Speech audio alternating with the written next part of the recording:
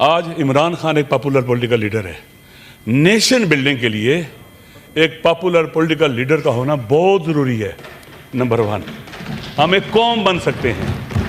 دوسرا ڈیلیور کرنا good governance nation building کے لیے بہت ضروری ہے. تعلیم بہت ضروری ہے. نصاب ایسا چاہیے جو ہمیں قوم بنائے. اگر ایک علاقے میں ترقی اور پیش رفت ہو اور ایک علاقے میں غربت ہو, وہاں پر کوئی کام نہ ہو, یہ جو باہمی کیا اسے کہتے ہیں فاصلہ پیدا ہو جاتا ہے, تو اس کے نتیجے میں وہ لوگ جو محروم ہوتے ہیں اور جو لوگ جن کے پاس سب کچھ ہوتا ہے, یہ قوم نہیں بن سکتے. پھر لوگوں میں غصہ آتا ہے. بلوچستان کے لوگ کہیں گے ہمیں ہمارا حق نہیں ملتا, سندھ کے لوگ کہیں گے ہمیں ہمارا حق نہیں ملتا, پنجاب کے لوگ ہمیں ہمارا حق نہیں ملتا, KPK والے کہیں گے ہمیں حق نہیں ملتا, GB والے کہیں گے ہمیں حق نہیں ملتا. جگہ نکلے گا, قوم نہیں بن سکتے. نفرتیں پھیلائی جاتی ہیں. پاکستان کو گلدستہ بنایا جا سکتا ہے گڈ گورننس کے ذریعے, ڈیلیور کرنے کے ذریعے, عدل و انصاف کے ذریعے, لوگوں کو ان کا حق دینے کے لیے ہم اکٹھے ہو سکتے ہیں, نفرتیں ختم ہو سکتی ہیں اور ہم ایک قوم بن سکتے ہیں. قوم اگر نہیں بنے, پہلا مرحلہ ہے قوم بننے کا, پھر گورنمنٹ بننے کا, گورنمنٹ بلڈنگ کا کام ہے, پھر نیشن بلڈنگ کا کام ہے, قوم ملک کنٹری بلڈنگ کا کام ہے. یہ سارے آپس میں ریلیٹڈ ہیں. بحران کے خاتمے کا ایک ہی حل ہے, واحد حل ہے, عمران خان صاحب کو آزاد کیا جائے. آپ کے چیمبر میں وزیر قانون صاحب نے فرمایا کہ جو کیسز ہیں وہ چل رہے ہیں اور وہ وہاں سے فیصلے ہو جائیں گے. جناب چیئرمین صاحب, کیسز نہیں چل رہے. 1 سال ہونے کو ہے ان کی جو ہائی کورٹ کے اندر پٹیشنز ہیں ان کو نہیں سنا جا رہا. اس وقت کیس نہیں چل رہے ہیں. خان, اگر ہم اسی طرح سے کسی کو دبا کے رکھیں گے جس کے ساتھ عوام کی 90% اکثریت ہے, جو دنیا کے اندر پاکستان کا وقار تھا, پاکستان کے لیے ایک سافٹ امیج تھا دنیا کے اندر, پاکستان کی شناخت تھا, وہ اختلافات ہو سکتے ہیں, آپ کو, ہم سب کو ہو سکتے ہیں ایک دوسرے کے ساتھ, لیکن حقیقتوں کا انکار ہم نہیں کر سکتے. جناب چیئرمین صاحب, وہ پاکستان کے عوام کی اکثریت قاطع اس کے ساتھ ہے. آپ ایک پاپولر پولیٹیکل لیڈر کو جیل میں رکھ کر ملک کو آگے نہیں لے جا سکتے. ہم نے پہلے غلط قدم اٹھائے ہیں, کیے ہیں, یہاں ہوئے ہیں. ذوالفقار علی بھٹو صاحب پاکستان کے 2024 کو 8 فروری کو جو ہوا, اس کے بعد ملک کے اندر سیاسی بحران اور انریسٹ پیدا ہوا جو آج تک جاری ہے. چیئرمین صاحب, میں نے ابھی پنجاب کا سفر کیا, انٹیریئر سندھ میں بھی گیا ہوں, کراچی بھی گیا ہوں. آپ یقین کریں, ہم اسلام آباد سے جب نکلے گاڑیوں میں لاہور کی طرف, ہمارے ساتھ لوگوں کی گاڑیوں کو توڑا گیا. یہ کون سا قانون ہے؟ ہمارے ہاتھ میں اسلحہ تھا, گولیاں تھیں, کیا تھا؟ ہم تو پرامن تھے. کسی نے کسی سے پوچھا کیوں لوگوں کو مارا اور کے سر پھاڑے آپ نے؟ کہیں گے کہ آپ بندے لے گئے کون ہیں؟ اپنی آنکھوں سے ہم نے دیکھا, ہم گواہ ہیں, اینی شاہد ہیں. یہ کیوں ایسے ہو رہا ہے؟ کیوں لاقانونیت پھیلائی جا رہی ہے؟ کیا لوگوں کو دبا کے, ان کی رائے کو کچل کے اور ان کو پریشرائز کر کے, ہراس کر کے ہم سسٹم چلا لیں گے؟ یہ انسان ہے, اس کو پریشر کوکر کی شکل میں نہ جانے دیں کہ جب پھٹے گا تو کچھ نہیں بچے گا. پھر لوگوں کو بولنے دو, لوگوں کے جذبہ حریت کو نہ کچلو, بات کرنے دو.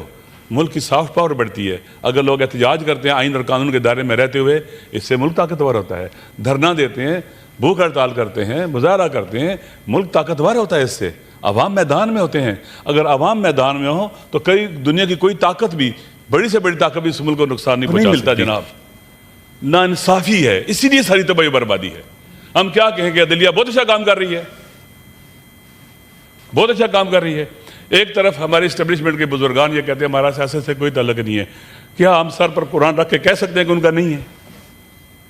ہر کسی کو اپنے حلف کے تحت جانا پڑے گا. کل محمود خان صاحب نے کہا کہ میں نے آج تک کسی کا ہاتھ نہیں چوما, نہ باپ کا چوما ہے, نہ بڑے بھائی کا چوما ہے. لیکن اگر آرمی چیف سب اپنی ڈومین میں چلے جائیں, فوج کے ساتھ کھڑے ہوں گے اور انہوں نے کہا میں ان کا ہاتھ چوموں گا, ہم سارے ان کو سلوٹ ماریں گے, عزت کریں گے, ہر لحاظ سے کریں گے, اپنی ڈومین میں چلے جائیں, اور صرف اپنا کام ملک کا دفاع ہے, ملک کی نیشنل سیکورٹی ہے اور باقی چیزیں ہیں, اس کے ساتھ تعلق رکھیں گے. ہم ان کو سلوٹ ماریں گے سارے. شرط یہ کہ ہر کوئی اپنی ڈومین میں چلا جائے. کیا جھگڑا ہے ہمارا؟ پاکستان کی وجہ سے آپس میں لڑائی ہے, پاکستان کی وجہ سے آپس میں اختلافات ہیں.